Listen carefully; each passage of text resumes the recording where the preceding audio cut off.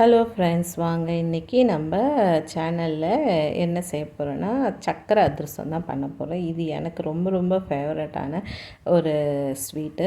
வாங்க அது எப்படி பண்ணுறதுன்னு பார்க்கலாம். நான் கொஞ்சம் அரிசி மாவு எடுத்து ஃப்ரிட்ஜில் வச்சுக்கிறேன். ஏன்னா இது கடையில் வாங்கின அரிசி மாவு, அதனால் அதை கொஞ்சம் ஃப்ரிட்ஜில் வச்சோம்னா ஒரு ஈரப்பதம் இருக்கும். நான் அதை அளந்து எடுத்துக்கிறேன். இந்த மெஷர்மெண்ட்டில் இதில் 2.5 கப் எடுக்கிறேன். நான் 2.5 கப் அரிசி அரிசி மாவு எடுத்து வச்சுக்கிறேன். கடாயில் இதில் 1.5 கப் நான் சர்க்கரை போட போகிறேன்.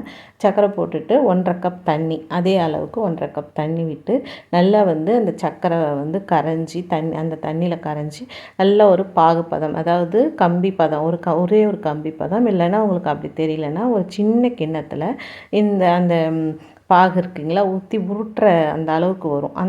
அந்த டைமில் நம்ம என்ன பண்ணுறோம், அரிசி மாவு நம்ம போட போகிறோம். நான் இதில் சுக்கு இடித்து வச்சுருக்கேன்.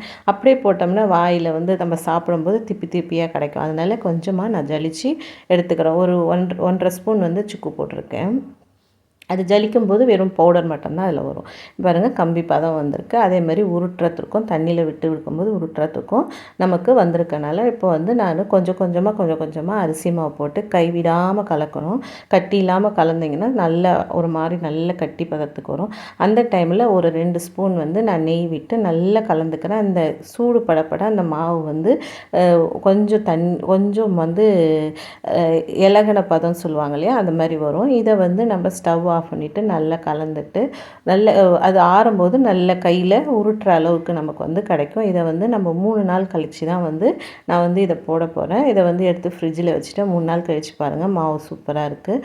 நல்லா எண்ணெய் கடாய் வச்சு கடாயில் எண்ணெய் சூடானோடனே ஒரு இது தட்டி நம்ம போட்டுக்கிறோம். இன்னொன்று அது எலும்பி வரும்போது தான் நம்ம இன்னொரு அதிரசம் மாவு தட்டி போடுறோம். பாருங்கள், நல்லா சூப்பரான சக்கரை அதிரசம் ரெடி ஆகிடுது. ரொம்ப நல்ல டேஸ்ட்டாக ட்ரை பண்ணி பாருங்கள்.